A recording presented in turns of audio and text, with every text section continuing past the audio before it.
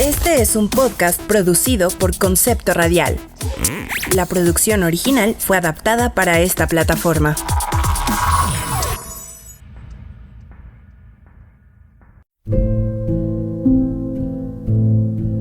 Doctor, ¿cuánto tiempo me queda? Híjole, apenitas te salvaste. Pero ya llegaron los de Shot de Salud. Bienvenidos a Shot de Salud, donde recetamos la dosis correcta. Shot de Salud. La medicina desde una perspectiva simple y sencilla. Pásale al consultorio. Shot de Salud, más allá del paracetamol. Hola a todos, bienvenidos a Shot de Salud, más allá del paracetamol. Yo soy Natalia Bernabe. Y yo, Osvaldo Martínez. Transmitiendo desde la cabina de Concepto Radial, ubicada en el segundo piso de CDTEC, del TEC de Monterrey, Campus Ciudad de México. Recuerden seguirnos en nuestras redes sociales, Instagram, Twitter y Facebook como @conceptoradial y @shot de salud, donde pueden contactarnos, ya saben, para dejar comentarios, dudas, sugerencias y hasta quejas. Y así no se van a perder ni uno solo de nuestros capítulos. Pues el día de hoy contamos con un invitado especial para hablarnos sobre un tema de gran relevancia en el mundo y sobre todo en México. Tambores, por favor. El día de hoy está con nosotros el doctor Daniel Illescas Zárate. Es licenciado en nutrición por la Universidad de Guadalajara, con estudios de maestría en ciencias de la salud y doctor en ciencias en nutrición poblacional por el Instituto Nacional de Salud Pública. Forma parte del Sistema Nacional de Investigadores y recientemente se integró como investigador en el Departamento de Vigilancia Epidemiológica en el Instituto Nacional de Ciencias Médicas y Nutrición Salvador Subirán. Ha publicado artículos científicos en revistas de alto impacto relacionados con el consumo de agua simple, bebidas azucaradas y consumo de alimentos con alta densidad energética en México y su efecto sobre la prevalencia de obesidad en niños y enfermedades relacionadas. Doctor, bienvenido. Muchas gracias, Natalia. Gracias, Osvaldo, por la invitación. Encantado de estar aquí con ustedes y poder platicar un poco acerca de cómo es la alimentación y cómo es la salud en los niños. Perfecto, doctor. Le agradecemos de antemano que esté aquí con nosotros en un episodio más de Shot de Salud y de antemano pues agradecerle y decirle que apreciamos mucho la participación de profesionales como usted que nos motivan y nos guían tanto. Su trayectoria en realidad nos inspira como comunidad y estos logros requieren de una gran pasión y compromiso hacia su profesión. ¿Podría platicarnos de dónde surgió esta vocación? Bueno, antes que nada, agradecer también a la parte de la descripción de mi trayectoria, pero quiero recalcar que soy profesor de aquí del TEC de Monterrey y que no venía ahí y que llevo ya 7 años como docente aquí y anteriormente he dado clases desde que egresé de la licenciatura, entonces es una actividad que no he dejado de dar. ¿Cómo nace esta vocación, esta inspiración? Primero, terminando la licenciatura en nutrición, me formé con pediatras, 2 pediatras, grandes pediatras de Guadalajara, el doctor Enrique Romero y el doctor Vázquez Garibay, que los recuerdo con mucho estima y siempre que he ido avanzando he tenido la posibilidad de seguir en contacto con ellos. Entonces, el abarcar el área de nutrición, específicamente de nutrición en la infancia y la adolescencia, va relacionado con esta formación que tuve inicialmente con pediatras. Posteriormente, tuve posibilidad de hacer trabajos clínicos con pacientes principalmente con obesidad y de ahí partió mucho mi interés inicialmente en el estudio de mi posgrado para hacer investigación y se han dado las oportunidades, no digamos que solamente es el interés, sino también las oportunidades por hacer investigación en el área. Completamente, doctor. Creo que las carreras del área de la salud tienen algo que diferencia a las demás, porque en contraste con otras carreras nosotros tenemos contacto con las personas, podemos incidir en su forma de vivir la vida y también ayudarlos a tratar de mejorar pues cómo viven, ¿no? Sus hábitos y demás. Quisiera preguntarle, ¿qué es lo que más le gusta de dedicarse a esta área de la salud? Bueno, lo que más me gusta de esta área, yo creo que es una pregunta complicada porque es un todo, ¿no? Pero en realidad me gusta aportar ideas acerca de la prevención de enfermedades relacionadas con la alimentación. Me gusta el contacto con los pacientes. Específicamente yo no tengo ahorita ya consulta clínica, pero en realidad tengo acercamiento a los pacientes que vemos en los estudios de investigación que coordino. Y otra cosa que me encanta mucho y no lo digo porque están aquí ustedes y son alumnos del TEC de Monterrey, pero en realidad es la docencia, de verdad es un complemento increíble con la parte de investigación. Podríamos decir que esta parte, estas 3 áreas, el contacto con las personas, generar información para la prevención de enfermedades y además la docencia es lo que me complementa.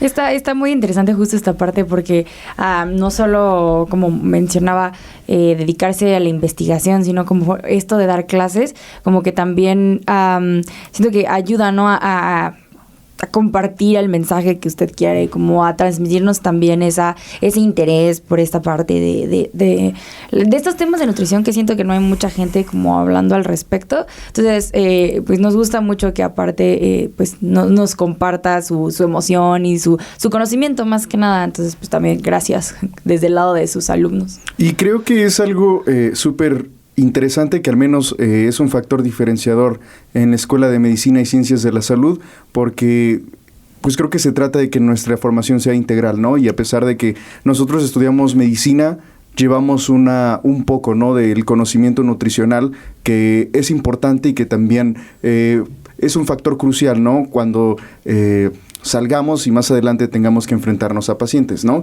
Y esto se conecta un poco con lo que quisiera preguntarle a continuación, y es que la palabra nutrición puede hacer referencia a varias cosas, ¿no? Para cada persona, desde los alimentos de nuestro plato hasta una dieta e incluso enfermedades que se asocian a estas cuestiones. Pero para usted personalmente, ¿qué cosas abarca la nutrición?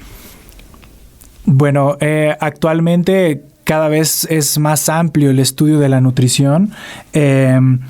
No solamente diría que abarca esta parte reduccionista del pensamiento de que es solamente lo que comemos. Debemos de pensar en el ambiente alrededor de lo que está sucediendo, de todo lo que involucra la alimentación. Ahí es lo que puede involucrar la parte de nutrición. Y si nosotros pensamos en eso, debemos de pensar en cómo llegan los alimentos al lugar en donde nosotros compramos los alimentos, cuáles son los alimentos que nosotros elegimos, cuáles son estos sistemas de alimentación que permiten, si son saludables estos sistemas, si están requiriendo muchísima inversión para que lleguen a donde nosotros estamos consumiendo estos alimentos, que al final puede tener un impacto en el medio ambiente, a lo mejor no directamente en nuestra salud, pero sí de manera indirecta. Entre más costoso sea traer los alimentos hacia nuestro plato, más impacto va a tener en el ambiente y otros efectos puede tener.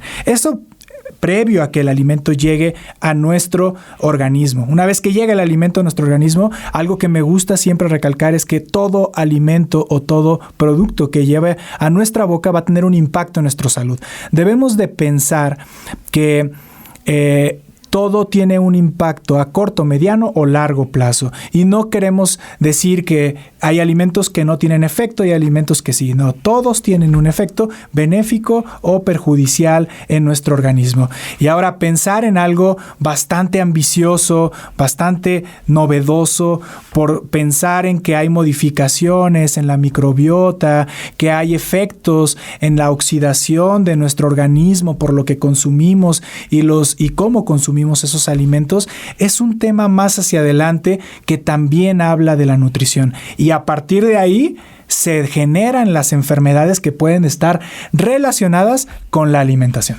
Esto que mencionas es súper interesante porque esto de la microbiota se ha estado hablando mucho y cómo, por ejemplo, la microbiota podría ser respuesta a muchísimos problemas, no solo como la respuesta, sino como como la base de muchas patologías y así. Es un tema muy interesante que apenas está empezando a tocarse, y lo más interesante justo es esto, que tiene que ver con las cosas que comemos y con esta frase de pues que al final somos lo que comemos.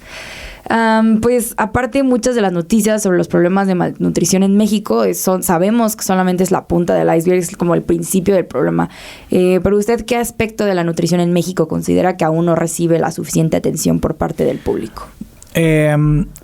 Considero que el punto en el que no es que no haya recibido atención, de hecho están todos los reflectores en ese punto, pero hace falta más esfuerzo de los actores involucrados con la finalidad de controlar, es la regulación de los alimentos ultraprocesados, y que estos alimentos, que se ha evidenciado que tienen un impacto perjudicial en la salud, debe de haber más esfuerzos en conjunto, la academia, investigación, la parte política, y que haya esfuerzos con la finalidad de regular estos alimentos y que nos proteja tanto a nosotros, a los niños y a las futuras generaciones. Shot de salud. Hola a todos, están de regreso con Shot de Salud, más allá del paracetamol. Yo soy Natalia Bernabe. Y yo, Osvaldo Martínez. Y estamos de regreso en un episodio más. El día de hoy estamos hablando de nutrición con el doctor Daniel Illescas. En el segmento anterior nos estuvo platicando un poco acerca de su trayectoria, por qué decidió pues dedicarse a este tema tan específico que es la nutrición. Y justo estábamos platicando antes de irnos al corte acerca de pues cuál creemos que es pues el problema como en México, que nos mencionaba el doctor, que no es que no reciba la suficiente atención, sino que falta involucramiento, ¿no? De todas las partes, que los actores que son necesarios para un cambio verdadero. Otra cosa que queremos hablar acerca de lo que está pasando en México es que solemos escuchar mucho comentarios respecto a nuestros hábitos alimenticios. Generalmente tienden hacia un enfoque negativo, como de que México es uno de los países con más obesidad infantil en el mundo, o esta parte del cómo es posible que comamos tanta comida chatarra, que era un poco de lo que estábamos mencionando antes, ¿no? Respecto a esto, ¿qué tan ciertos considera usted que son, y qué opina usted, por ejemplo, de las políticas actuales que están en este tema? Creo que la parte de los hábitos sería muy aventurado en decir que México es un país con malos hábitos, pero porque los problemas están generalizados a nivel global. Sin embargo, si nosotros identificamos los hábitos que son malos para la salud o que no son recomendados, sí tenemos alta frecuencia en la población de hábitos que no son saludables. Por poner un ejemplo, en los niños, el sedentarismo está por arriba del 80% en los niños. Ser sedentario, tener actividad sedentaria sobre el día, el 80% de los niños cumplen con este criterio. Y entonces vemos que para poder ser activos tenemos que modificar muchísimos factores que permitan no solo cambios personales, sino también cambios familiares. Hablando específicamente de los niños, debemos de pensar que los niños son un reflejo de la familia, y cuando la familia no ha adoptado o no ha logrado adoptar estos hábitos saludables, es muy complicado que el niño los desarrolle en el periodo inicial de su vida. Justo creo que ya nos vamos aproximando un poco más al tema, que es nutrición escolar, y quisiéramos empezar un poco a preguntar sobre la nutrición de los niños y los escolares en esta primera etapa del desarrollo infantil, aprovechando el hecho de que usted es pues un experto, ¿no?, en estas cuestiones y que ha investigado al respecto, y pues el mismo nombre lo indica, ¿no?, relacionado un poco a estas etapas cruciales del desarrollo. Consideramos que la lactancia se considera por la alimentación y en esta cuestión del amamantamiento materno exclusivo, pero sabemos que hay ciertos cuidados de parte de la madre que pues tienen que ver con el cuidado de su hijo, ¿no? Y quizá volviendo un poco y yéndonos un poquito más atrás en las etapas del desarrollo de los niños, ¿de qué manera considera usted que afecta la alimentación de la madre a la leche materna producida? ¿Y qué se recomienda para poder tener una leche materna que sea rica en nutrientes para el hijo? Porque si bien el desarrollo de los niños tiene que ver mucho con la nutrición, y en esta etapa crucial en la que transicionan de una alimentación líquida a empezar a comer alimentos sólidos, creo que es un tema súper importante en el desarrollo de los niños. Bueno, es algo bien interesante la parte de lactancia materna. La leche materna es el alimento por excelencia para los niños desde el nacimiento hasta los 6 meses de manera exclusiva, y esa es la recomendación que debemos de seguir. A partir de los 6 meses comienza la introducción de alimentos complementarios. La pregunta es si la alimentación de la mamá logra modificar las características de la leche. Yo les diría, hay vitaminas hidrosolubles y liposolubles que logran cambiar en la composición de la leche. Sin embargo, se ha observado que independientemente del estado de nutrición de la mamá, digamos que tenga sobrepeso o desnutrición, la composición de la leche, tanto proteínas como hidratos de carbono, como la lactosa, se mantienen en una concentración estable para el bienestar del niño. Pensemos que este alimento ha sido consumido durante miles de años atrás y evolutivamente nuestro cuerpo está protegiendo al niño. Entonces, la alimentación de la mamá sí influye.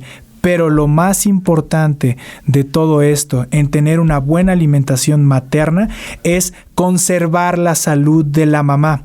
Si bien la leche se va a mantener estable en sus componentes principales, la salud de la mamá se puede deteriorar muchísimo por una mala alimentación. ¿Okay? Y esto es súper interesante porque justo es la siguiente pregunta que le queríamos hacer. ¿De qué manera, o qué retos se le presentan a los babies que no pueden ingerir la cantidad adecuada de leche materna? O, por ejemplo, si no tuvieran como las propiedades como que tienen, ¿qué les representa a ellos?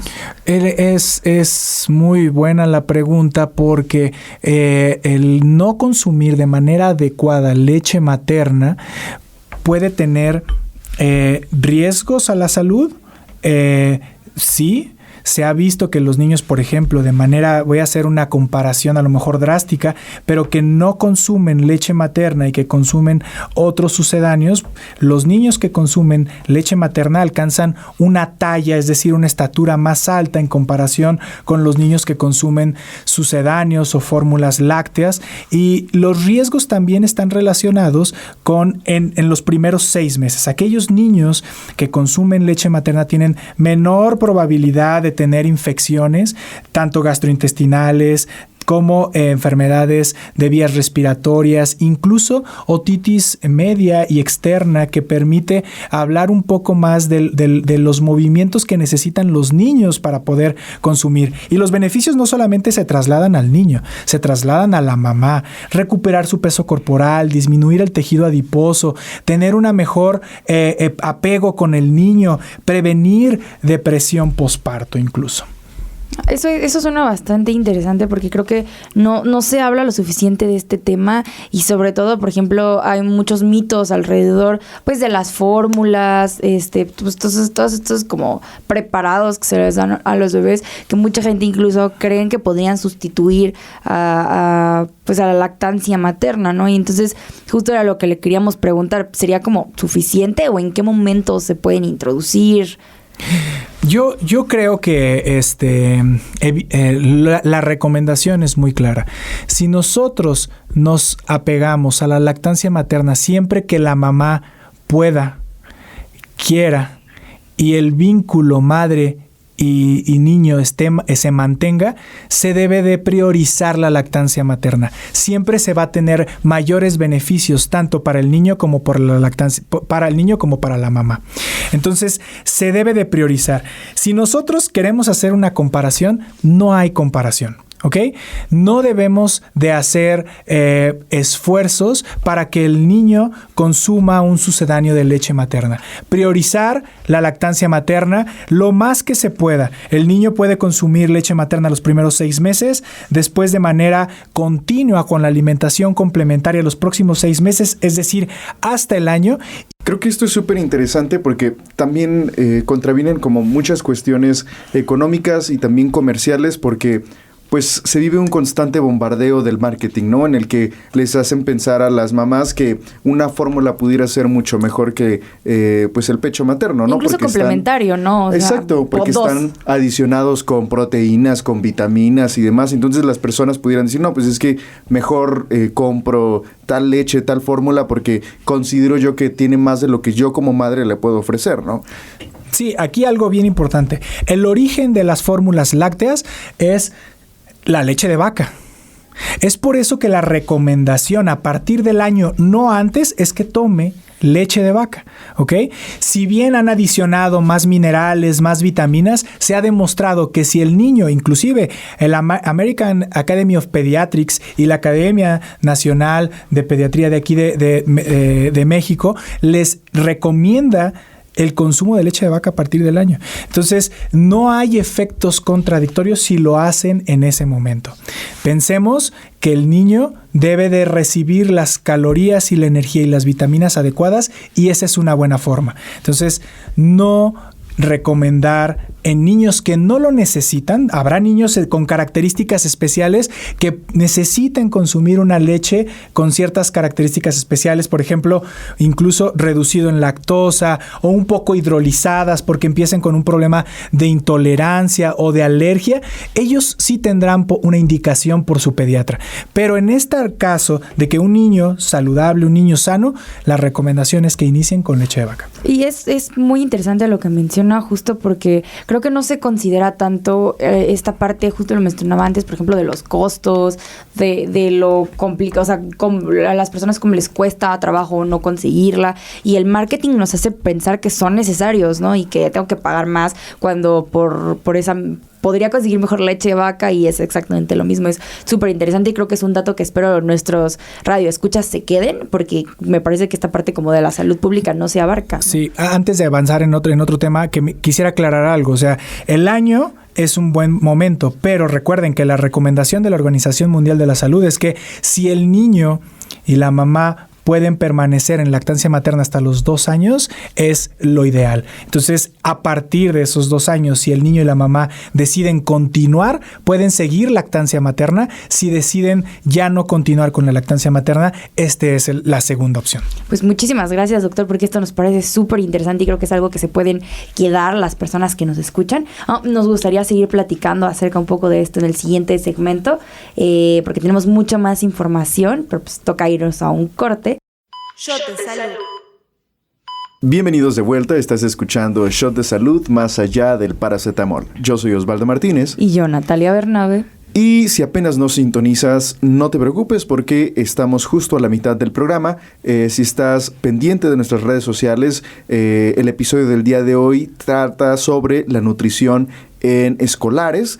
Y regresamos otra vez para platicar sobre la importancia de la nutrición en la infancia con el doctor Daniel Illescas. Y quiero agradecer de nuevo, doctor, por concedernos el honor de que esté aquí en un episodio más de Shot de Salud.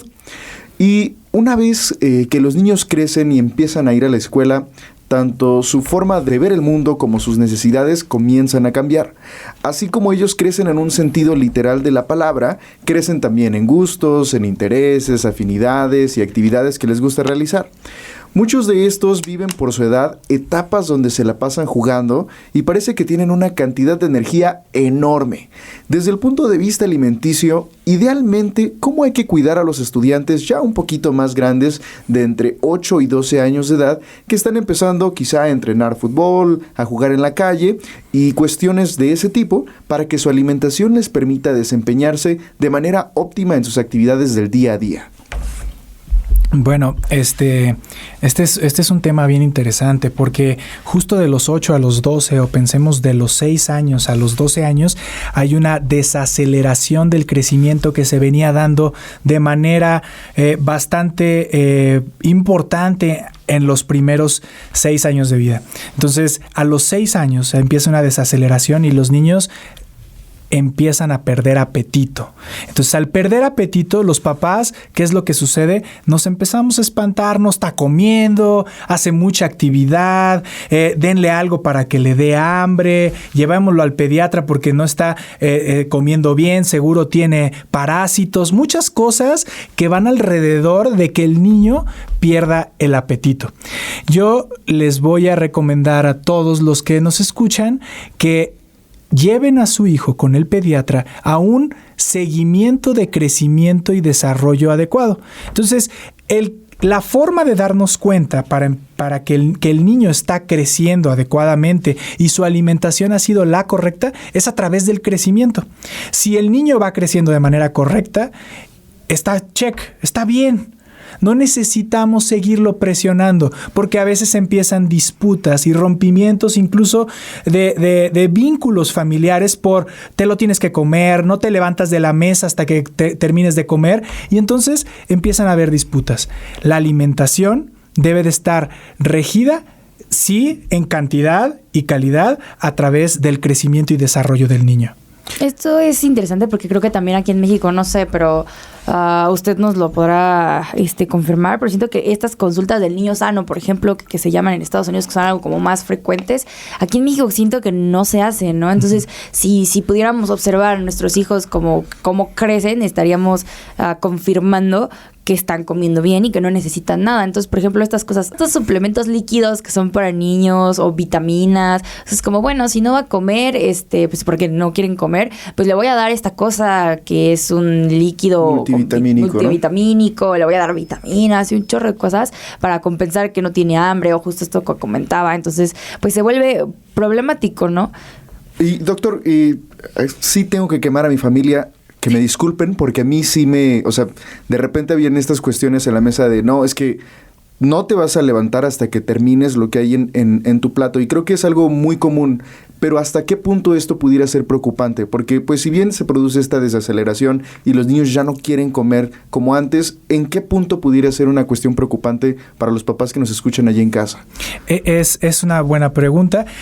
Voy a partir desde el punto de vista de lo que mencionaba Natalia acerca de la calidad en la alimentación y también en qué punto es bueno dar atención a esto. Entonces, ¿cuándo es importante? Es el momento en el que comenzamos a ver que el niño está perdiendo peso de manera importante, ¿no? De manera que el pediatra le llame la atención y de acuerdo a las evaluaciones que tiene, el peso corporal va disminuyendo. O todavía más importante, si el incremento en la estatura no está siendo la adecuada que debe de llevar cada 6 o cada año. Entonces, ahí es importante alarmar y prender los focos rojos. ¿Cuál sería la razón? Y de ahí nos pasamos hacia la calidad de la dieta, ¿no? Tenemos que observar que en cantidad sea correcta y en calidad sea correcta. ¿A qué pensamos en esto? Los niños se van a adaptar mucho a los alimentos que estén en casa. Si en casa comemos chatarra, el niño va a comer chatarra. Si en casa comemos saludable, el niño va a comer saludable. Entonces, yo le diría a la familia, si están preocupados por la alimentación del niño, quiten de la casa y del hogar los alimentos que no quieren que consuma el niño y que dentro de la familia sea un lugar en donde todo lo que pueda consumir sin presiones y sin nada, el niño lo consuma libremente. A lo mejor los horarios, las frecuencias de los horarios le generan mucho estrés a los niños, decir, ¿por qué me tengo que sentar a comer y que tengo que comer la cantidad que debo de comer?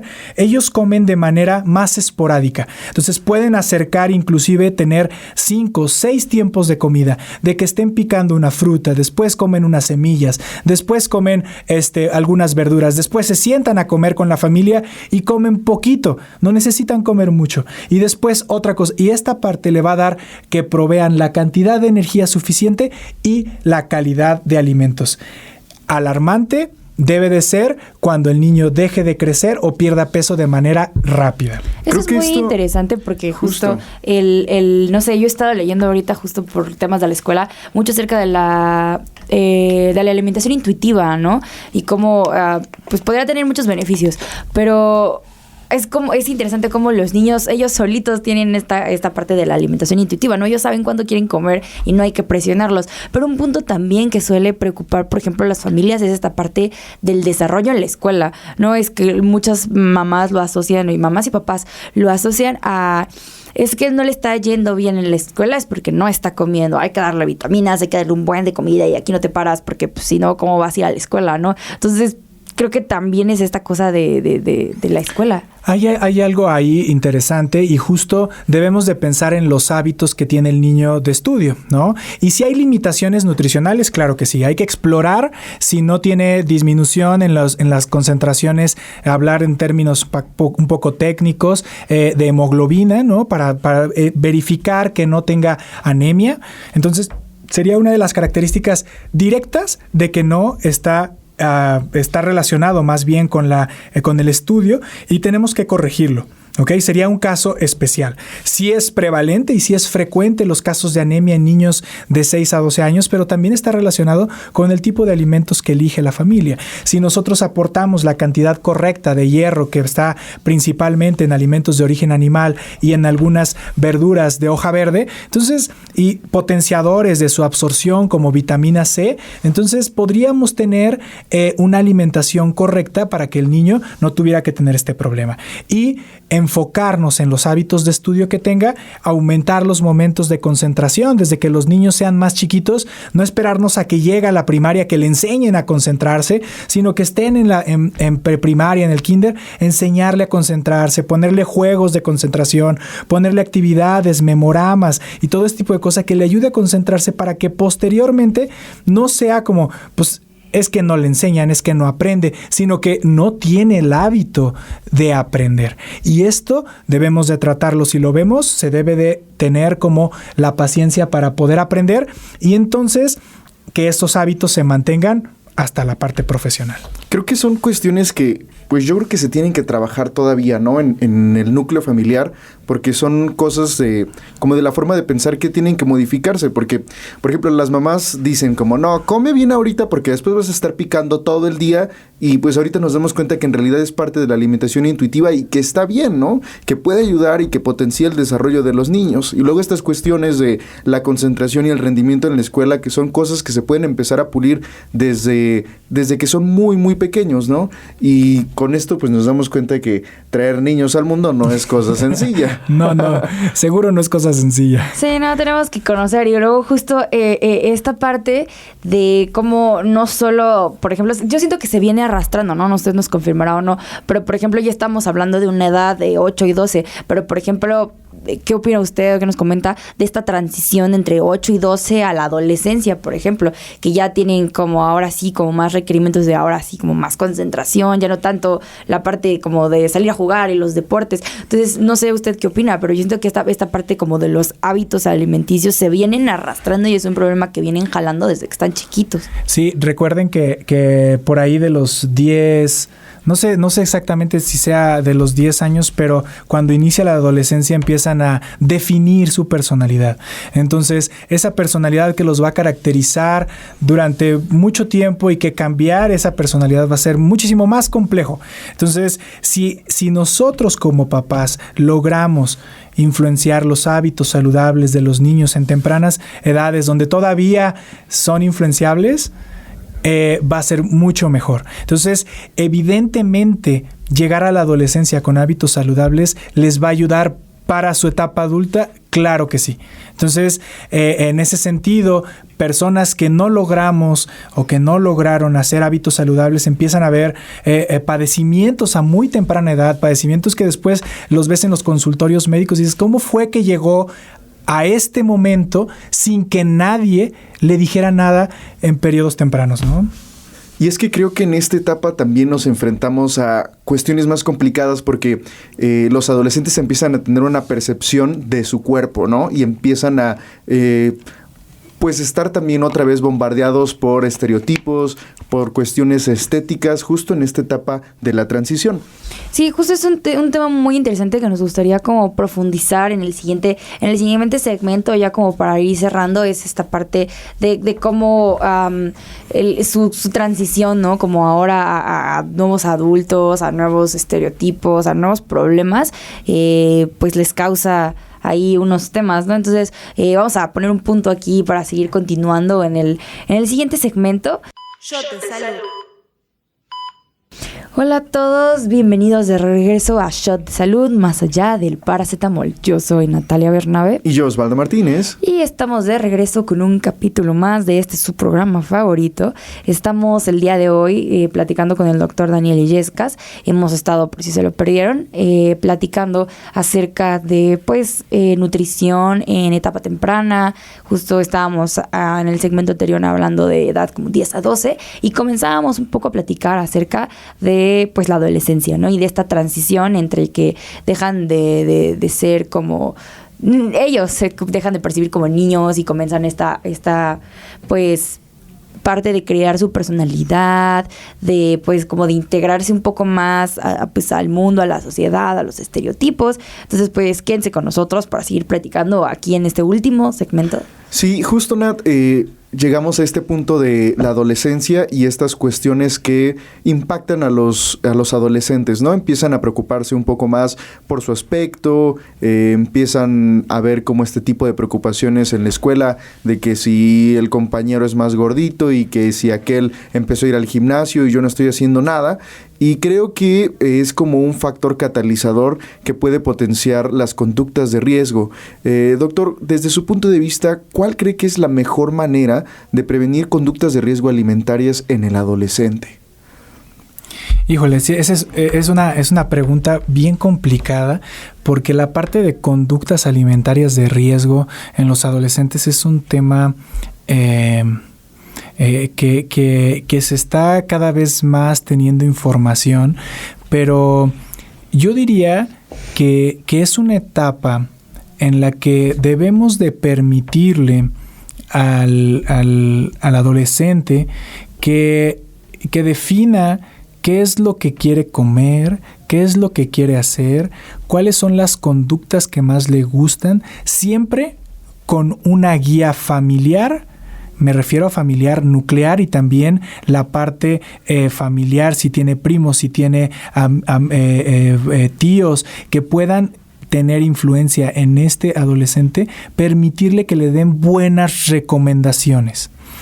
Recuerden que ser adolescente pues es una etapa compleja, entonces, pero siempre hay personas satélites que escuchan y de manera consciente. Y otra cosa importante es involucrarlos antes de que empiecen en esta etapa complicada en actividades que conocemos que son saludables. Meterlo a clases de algún deporte, ya sea natación, apoyarlos a que desarrollen algo que les guste mucho, que han visto que les guste mucho desde la etapa escolar, apoyarlos para que los sigan desarrollando. No presionarlos a que cambien de manera drástica si suben de peso. Recuerden que también hay un brote de incremento de peso en este momento. Entonces, si incrementan rápido de peso, mujeres y niños, más sucede en las mujeres que incrementan de peso en ese momento. Entonces,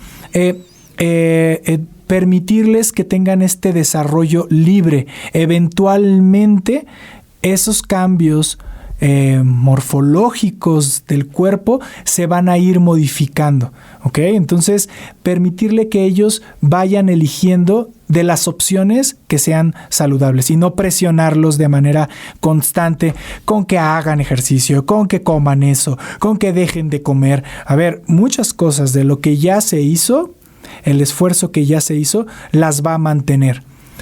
Otras cosas no vamos a poderlas cambiar de la noche a la mañana. No vale la pena presionar muy fuerte a los adolescentes. Justo creo que es esta etapa en la que comienza también como no solamente que entre sus padres, sino entre sus mismos compañeros, entre lo que ven en redes sociales, a pues empezar a tener como problemas con su cuerpo, ¿no? Esto, por ejemplo, de la vida fit, ¿no? De que ya todos se quieren meter al gimnasio y subir un montón y estar tronadísimos. Y justo creo que también lleva esta parte como de la desinformación, ¿no? Se ve mucho en redes sociales, por ejemplo, lo de los suplementos, consumir proteína y se meten al gimnasio cuando nunca en la vida habían hecho ejercicio, por ejemplo, se lastiman. Entonces, esta es una parte como una cosa interesante, ¿no? Porque se recomienda como haz ejercicio, pero se lo toman a voy al gimnasio todo el día y entonces es un problema. Sí, yo creo que ahí cuando identifiquen que su hijo está teniendo una conducta saludable, en lugar de decir, ay, es que ya te lastimaste, es que fíjate cómo se hace ejercicio, hay que fortalecerla, hay que pensar qué le podemos ayudar como papás o profesionales de la salud para que mantenga esa actividad, pero ayudándole a ver, ese ejercicio hay que corregirlo, hay que calentar antes de empezar a hacer actividad. Si va a tomar algo, hay que revisar qué es lo que está tomando. No te tomes 1 litro, tómate 100 mililitros. O hay que hacer recomendaciones en adaptación, pero permitirle que él lleve a cabo sus conductas que quiere hacer. Revisar bien cuáles son los lugares a donde está yendo, ¿no? De manera a lo mejor el gimnasio, pues al final cuando salen, les regalan a todos fórmulas, ¿no? Les regalan esos shakers para que tomen o se los toman todos o ve que se lo están tomando todos, explicarle por qué sí está bien o por qué no está bien y que ellos mismos vayan creando un criterio para que eventualmente hagan el cambio de la conducta. Un adolescente bien informado, les aseguro que toma buenas decisiones. El problema es que a veces no tienen información ni de parte de la familia ni de parte de los profesionales que lo cuidan. Creo que esto es súper importante, ¿no? Porque a veces como que se sataniza estas cuestiones, ¿no? Entonces los papás tratan de hacer como un abordaje mucho más prohibitivo y creo que esto es súper interesante, como tratar de apoyar y cambiar el enfoque, ¿no? A que se fortalezca esta actitud que están teniendo, que al final del día es una cuestión que aporta a su desarrollo, ¿no? El hacer ejercicio es una cuestión y un hábito que si se construye en esta etapa de la vida se va a mantener para siempre, ¿no? Prácticamente. Sí, justo creo que fue una gran recomendación porque justo para los padres a veces es como complicado y comienza esta parte como de las restricciones, ¿no? Entonces creo que fue una buena manera de cerrar esta parte. Sí, ¿no? Sí, algo que me gustaría, esto es con un tema que es saludable, claro, pero sí hay que poner focos rojos cuando empezamos a detectar cosas que salen de lo saludable, ¿no? A lo mejor un consumo de alguna sustancia. Claro. Como papás necesitarán detectarlo, inclusive pensar que la represión inmediata va a ocasionar que en muchos, no en todos, pero que se potencialice eso. Entonces, ver con expertos, acercarse con expertos, ver si es alcohol, si es marihuana, si es alguna otra sustancia, cómo se debe de trabajar esto, ¿no? Porque la adolescencia es un momento complicado que necesitamos apoyo de expertos para que no solamente en la parte de alimentación, en hábitos, sino que también en abuso de sustancias se debe de acercarse a los expertos y no reprimir de manera inmediata. Pensemos que debemos de tratar eso y platicar. La reflexión, vuelvo a lo mismo, en los adolescentes les soy seguro que funciona, en la gran mayoría de ellos. Increíble, doctor.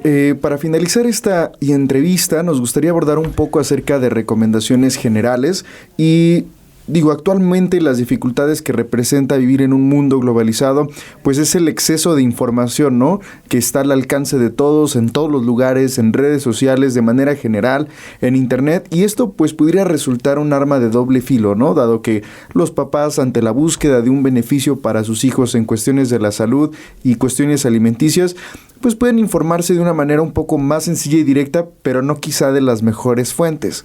¿Qué pudiera recomendarnos? ¿A quién o en dónde podemos acudir para tener recomendaciones certeras en cuanto a la alimentación? Porque vemos muchísimos coaches en redes sociales que muchas veces ni siquiera tienen estudios específicos en nutrición y a veces pues son las primeras personas que nos salen en nuestro feed de Instagram. Sí. Entonces, pues si pudiera orientarnos un poco acerca de dónde podemos podemos encontrar esta información? Yo la primera recomendación que les daría es hagan de su casa un lugar seguro en cuanto a alimentación y hábitos. Transmitan los hábitos que quieren que sus hijos repliquen y aquellos que no consideran que son replicables, pues evítenlos en la casa y eviten que los niños los puedan replicar. ¿A quién pueden acudir? Mi recomendación número 1 en la etapa de infancia es vayan con su pediatra. Y el pediatra va a poder detectar algunas características relacionadas tanto con la salud como con alimentación, y él tendrá la obligación de derivar a aquel niño que considere una atención especializada, ya sea psicología, ya sea nutrición o alguna especialidad médica que pueda surgir.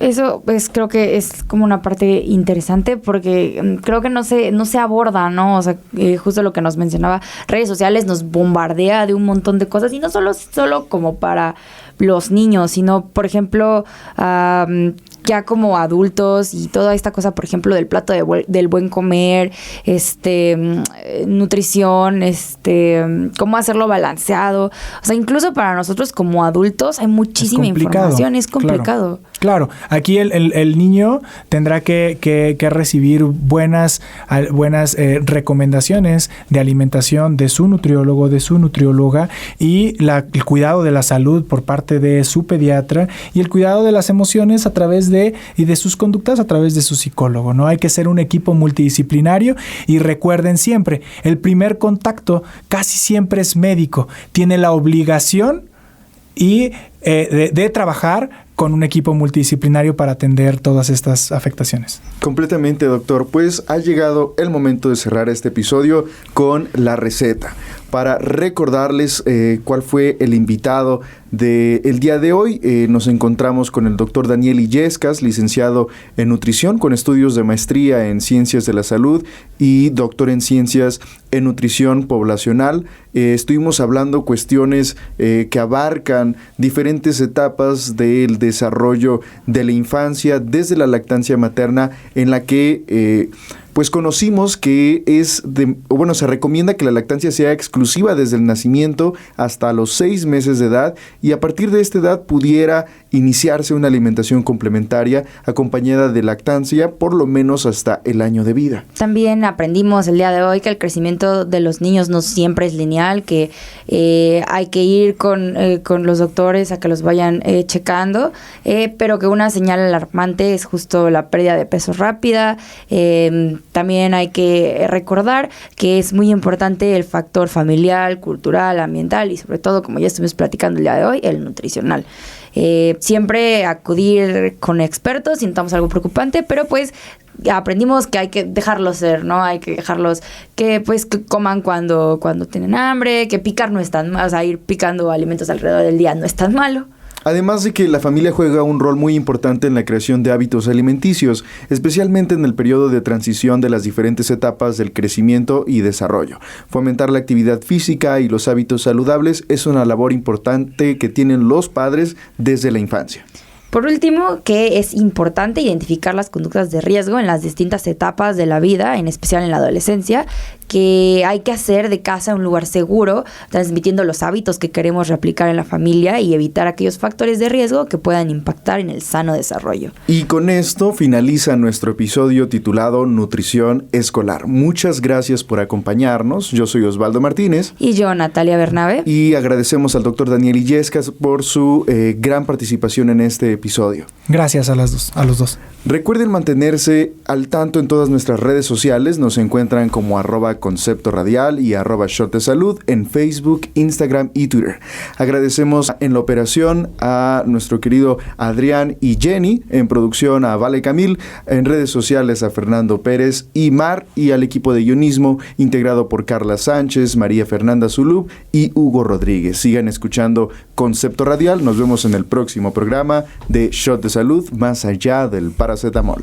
Concepto Radial presentó Shot de Salud. 30 miligramos de música, 50 de información médica en la voz de estudiantes de medicina que aún no pueden firmar tu justificante médico. Shot de Salud. Tu cita está programada cada jueves a la 1 de la tarde por conceptoradial.com. Shot de salud. Más allá del paracetamol.